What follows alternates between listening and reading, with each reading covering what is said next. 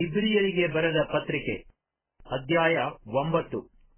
ಹೀಗಿದ್ದರೂ ಮೊದಲನೆಯ ಒಡಂಬಡಿಕೆಯಲ್ಲಿ ದೇವಾರಾಧನೆಯ ನಿಯಮಗಳಿದ್ದವು ಮತ್ತು ದೇವಾಲಯವಿತ್ತು. ಅದು ಇಹಲೋಕ ಸಂಬಂಧವಾದದ್ದು. ಅಂದರೆ ಒಂದು ಗುಡಾರವು ಕಟ್ಟಲ್ಪಟ್ಟಿತು. ಅದರ ಮೊದಲನೆಯ ಭಾಗದಲ್ಲಿ ದೀಪಸ್ತಂಭ, ಮೇಜು, ಸಮರ್ಪಿಸಿದ ರೊಟ್ಟಿ ಇವುಗಳಿದ್ದವು. ಅದಕ್ಕೆ ಪವಿತ್ರ ಸ್ಥಾನ ಎಂದು ಹೆಸರು. ಎರಡನೆಯ ತೆರೆಯ ಆಚೆಯಲ್ಲಿ ಅತಿ ಪವಿತ್ರ ಸ್ಥಾನವೆನಿಸಿಕೊಳ್ಳುವ ಇನ್ನೊಂದು ಭಾಗವಿತ್ತು. ಅದರಲ್ಲಿ ಚಿನ್ನದ ಧೂಪಾರತಿ, ಒಳಗೂ ಹೊರಗೂ ಚಿನ್ನದ ತಗಡನ್ನು ಮಡಾಯಿಸಿದ್ದ ಒಡಂಬಡಿಕೆಯ ಮಂಜೂಷ ಇವುಗಳಿದ್ದವು. ಆ ಮಂಜೂಷದೊಳಗೆ ಮನ್ನಾ ಇಟ್ಟಿದ್ದ ಚಿನ್ನದ ಪಾತ್ರೆಯು, ಆರೋನನ ಚಿಗುರಿದ ಕೋಲು, ಒಡಂಬಡಿಕೆ ಬರೆದಿದ್ದ ಕಲ್ಲಿನ ಹಲಿಗೆಗಳು ಇದ್ದವು. ಅದರ ಮೇಲೆ ದೇವರ ಪ್ರಭಾವವನ್ನು ಸೂಚಿಸುವ ಕೆರೂಬಿಗಳು ಕೃಪಾಸನವನ್ನು ಆಚ್ಛಾದಿಸಿಕೊಂಡಿದ್ದವು. ಸದ್ಯಕ್ಕೆ ಈ ವಿಷಯಗಳನ್ನು ಒಂದೊಂದಾಗಿ ವಿವರಿಸುವುದಕ್ಕೆ ಆಗುವುದಿಲ್ಲ. ಇವುಗಳು ಹೀಗೆ ಸಿದ್ಧ ಮಾಡಲ್ಪಟ್ಟ ಮೇಲೆ ಯಾಜಕರು ಯಾವಾಗಲೂ ಗುಡಾರದ ಮುಂದಣ ಭಾಗದೊಳಗೆ ಹೋಗಿ ದೇವಾರಾಧನೆಯನ್ನು ನಡೆಸುತ್ತಾರೆ. ಆದರೆ ಎರಡನೆಯ ಭಾಗದೊಳಗೆ ಮಹಾಯಾಜಕನೊಬ್ಬನೇ ವರುಷಕ್ಕೆ ಒಂದೇ ಸಾರಿ ಹೋಗುತ್ತಾನೆ. ಅವನು ರಕ್ತವನ್ನು ತಕ್ಕೊಳ್ಳದೆ ಹೋಗುವುದಿಲ್ಲ. ಆ ರಕ್ತವನ್ನು ತನಗೋಸ್ಕರವೂ ಜನರ ತಪ್ಪುಗಳಿಗೋಸ್ಕರವೂ ಸಮರ್ಪಿಸುತ್ತಾನೆ. ಈ ಏರ್ಪಾಟಿನಿಂದ ಗುಡಾರದಲ್ಲಿ ಮುಂದಣ ಭಾಗವು ಇರುವ ತನಕ ದೇವರ ಸಮಕ್ಷಮಕ್ಕೆ ಹೋಗುವ ಮಾರ್ಗವು ಇದುವರೆಗೂ ಪ್ರಕಟವಾಗಲಿಲ್ಲವೆಂಬುದನ್ನು ಪವಿತ್ರಾತ್ಮನು ವ್ಯಕ್ತಪಡಿಸುತ್ತಾನೆ. ಆ ಗುಡಾರವು ಈಗಿನ ಕಾಲದವರಿಗೋಸ್ಕರ ಒಂದು ಒಳಗಣ ಅರ್ಥವನ್ನು ಸೂಚಿಸುತ್ತದೆ. ಏನೆಂದರೆ, ಅದರ ಕ್ರಮದ ಮೇರೆಗೆ ಸಮರ್ಪಣೆಯಾಗುವ ಕಾಣಿಕೆಗಳು, ಯಜ್ಞಗಳು ದೇವಾರಾಧನೆ ಮಾಡುವವರನ್ನು ಮನಸ್ಸಾಕ್ಷಿಯು ಒಪ್ಪುವಂತೆ ಸಿದ್ಧಿಗೆ ತರಲಾರದೆ ಅನ್ನಪಾನಾದಿಗಳು, ವಿವಿಧ ಸ್ನಾನಗಳು ಸಹಿತವಾಗಿ ದೇಹಕ್ಕೆ ಮಾತ್ರ ಸಂಬಂಧಪಟ್ಟ ನಿಯಮಗಳಾಗಿದ್ದು, ತಿದ್ದುಪಾಟಿನ ಕಾಲದವರೆಗೆ ಮಾತ್ರ ನೇಮಕವಾದವು ಎಂಬುದು. ಆದರೆ ಕ್ರಿಸ್ತನು ಈಗ ದೊರೆತಿರುವ ಮೇಲುಗಳನ್ನು ಕುರಿತು ಮಹಾಯಾಜಕನಾಗಿ ಬಂದು ಕೈಯಿಂದ ಕಟ್ಟಲ್ಪಡದಂಥ, ಅಂದರೆ ಈ ಸೃಷ್ಟಿಗೆ ಸಂಬಂಧಪಡದಂಥ ಘನವಾಗಿಯೂ ಉತ್ಕೃಷ್ಟವಾಗಿಯೂ ಇರುವ ಗುಡಾರದಲ್ಲಿ ಸೇವೆಯನ್ನು ಮಾಡುವವನಾಗಿ ಹೋತಗಳ ಮತ್ತು ಹೋರಿಕರಗಳ ರಕ್ತವನ್ನು ತೆಗೆದುಕೊಳ್ಳದೆ ಸ್ವಂತ ರಕ್ತವನ್ನೇ ತೆಗೆದುಕೊಂಡು ನಮಗೋಸ್ಕರ ನಿತ್ಯ ವಿಮೋಚನೆಯನ್ನು ಸಂಪಾದಿಸಿಕೊಂಡವನಾಗಿ ಒಂದೇ ಸಾರಿ ದೇವರ ಸನ್ನಿಧಾನಕ್ಕೆ ಪ್ರವೇಶಿಸಿದನು.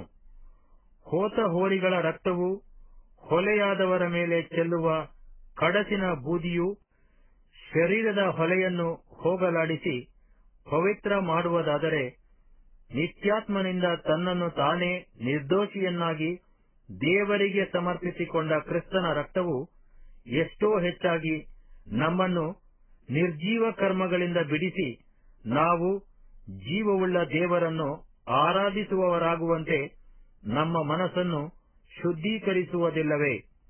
ಮತ್ತು ಈ ಕಾರಣದಿಂದ ಆತನು ಒಂದು ಹೊಸ ಒಡಂಬಡಿಕೆಗೆ ಮಧ್ಯಸ್ಥನಾಗಿದ್ದಾನೆ.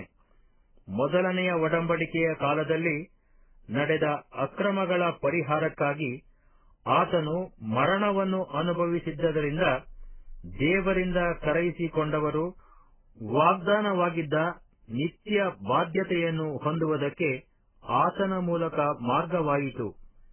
ಮರಣಶಾಸನವು ಇರುವಲ್ಲಿ ಅದನ್ನು ಬರೆಯಿಸಿದವನ ಮರಣವು ಪ್ರಸಿದ್ಧವಾಗಿರಬೇಕಷ್ಟೇ. ಮರಣಶಾಸನವು ಮರಣವಾದ ಮೇಲೆ ನಡೆಯುವುದೇ ಹೊರತು ಬರೆಯಿಸಿದವನು ಜೀವದಿಂದಿರುವಾಗ ಎಂದಿಗೂ ಸಲ್ಲುವುದಿಲ್ಲ. ಹೀಗಿರಲಾಗಿ ಮೊದಲನೆಯ ಒಡಂಬಡಿಕೆಯಾದರೂ ರಕ್ತವಿಲ್ಲದೆ ಸ್ಥಾಪಿತವಾಗಲಿಲ್ಲ. ಮೋಶೆಯು ದೇವರ ವಿಧಿಗಳನ್ನೆಲ್ಲ ಧರ್ಮಶಾಸ್ತ್ರದ ಪ್ರಕಾರ ಜನರೆಲ್ಲರಿಗೆ ಹೇಳಿದ ಮೇಲೆ ನೀರು, ಕೆಂಪು ಉಣ್ಣೆ, ಹಿಸ್ಸೋಪು ಕಡ್ಡಿ ಇವುಗಳೊಂದಿಗೆ ಹೋರಿಕರಗಳ ಮತ್ತು ಹೋತಗಳ ರಕ್ತವನ್ನು ತೆಗೆದುಕೊಂಡು, ಇದು ದೇವರು ನಿಮಗೋಸ್ಕರ ವಿಧಿಸಿದ ಒಡಂಬಡಿಕೆಯನ್ನು ಸ್ಥಿರಪಡಿಸುವ ರಕ್ತವಾಗಿದೆ ಎಂದು ಹೇಳಿ, ಅದನ್ನು ಗ್ರಂಥದ ಮೇಲೆಯೂ ಎಲ್ಲಾ ಜನರ ಮೇಲೆಯೂ ಪ್ರೋಕ್ಷಿಸಿದನು. ಇದಲ್ಲದೆ ಗುಡಾರದ ಮೇಲೆಯೂ ದೇವರ ಸೇವೆಗೆ ಬೇಕಾಗಿರುವ ಎಲ್ಲಾ ಉಪಕರಣಗಳ ಮೇಲೆಯೂ ಅದೇ ರೀತಿಯಾಗಿ ರಕ್ತವನ್ನು ಪ್ರೋಕ್ಷಿಸಿದನು. ಧರ್ಮಶಾಸ್ತ್ರದ ಪ್ರಕಾರ ಸ್ವಲ್ಪ ಕಡಿಮೆ ಎಲ್ಲಾ ವಸ್ತುಗಳು ರಕ್ತದಿಂದಲೇ ಶುದ್ಧೀಕರಿಸಲ್ಪಡುವವು. ರಕ್ತಧಾರೆಯಿಲ್ಲದೆ ಪಾಪ ಪರಿಹಾರ ಉಂಟಾಗುವುದಿಲ್ಲ. ಪರಲೋಕ ವಸ್ತುಗಳಿಗೆ ಪ್ರತಿರೂಪವಾಗಿರುವ ವಸ್ತುಗಳ ಶುದ್ಧೀಕರಣಕ್ಕಾಗಿ ಇಂಥ ಯಜ್ಞಗಳು ಅವಶ್ಯವಾದರೂ, ಸಾಕ್ಷಾತ್ ಪರಲೋಕದವುಗಳಿಗೆ ಇವುಗಳಿಗಿಂತ ಉತ್ತಮವಾದ ಯಜ್ಞಗಳು ಬೇಕು. ಯಾಕಂದರೆ ಕ್ರಿಸ್ತನು ನಿಜವಾದ ದೇವಾಲಯಕ್ಕೆ ಅನುರೂಪ ಮಾತ್ರವಾಗಿದ್ದಾಗಿಯೂ ಕೈಯಿಂದ ಕಟ್ಟಿದ್ದಾಗಿಯೂ ಇರುವ ಆಲಯದಲ್ಲಿ ಪ್ರವೇಶಿಸದೆ, ದೇವರ ಸಮ್ಮುಖದಲ್ಲಿ ನಮಗೋಸ್ಕರ ಈಗ ಕಾಣಿಸಿಕೊಳ್ಳುವುದಕ್ಕೆ ಪರಲೋಕದಲ್ಲಿಯೇ ಪ್ರವೇಶಿಸಿದನು.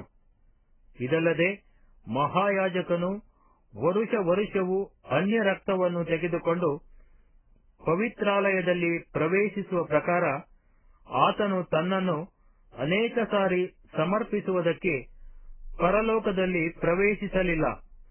ಹಾಗೆ ಸಮರ್ಪಿಸಬೇಕಾಗಿದ್ದ ಪಕ್ಷದಲ್ಲಿ ಆತನು ಲೋಕಾದಿಯಿಂದ ಎಷ್ಟೋ ಸಾರಿ ಬಾಧೆಪಟ್ಟು ಸಾಯಬೇಕಾಗಿತ್ತು. ಆದರೆ ಒಂದೇ ಸಾರಿ ಯುಗಗಳ ಸಮಾಪ್ತಿಯಲ್ಲೇ ಆತನು ಪಾಪ ನಿವಾರಣೆ ಮಾಡಬೇಕೆಂಬ ಉದ್ದೇಶದಿಂದ ತನ್ನನ್ನು ಯಜ್ಞ ಮಾಡಿಕೊಳ್ಳುವವನಾಗಿ ಪ್ರತ್ಯಕ್ಷನಾದನು. ಒಂದೇ ಸಾರಿ ಸಾಯುವುದು, ಆಮೇಲೆ ನ್ಯಾಯ ತೀರ್ಪು ಮನುಷ್ಯರಿಗೆ ಹೇಗೆ ನೇಮಕವಾಗಿದೆಯೋ ಹಾಗೆಯೇ ಕ್ರಿಸ್ತನು ಸಹ ಬಹುಜನರ ಪಾಪಗಳನ್ನು ಹೊತ್ತುಕೊಳ್ಳುವುದಕ್ಕೋಸ್ಕರ ಒಂದೇ ಸಾರಿ ಸಮರ್ಪಿತನಾದನು ಮತ್ತು ತನ್ನನ್ನು ನಿರೀಕ್ಷಿಸಿಕೊಂಡಿರುವವರಿಗೆ ರಕ್ಷಣೆಯನ್ನುಂಟು ಮಾಡುವುದಕ್ಕೋಸ್ಕರ ಪಾಪ ಸಂಬಂಧವಿಲ್ಲದವನಾಗಿ ಎರಡನೆಯ ಸಾರಿ ಕಾಣಿಸಿಕೊಳ್ಳುವನು.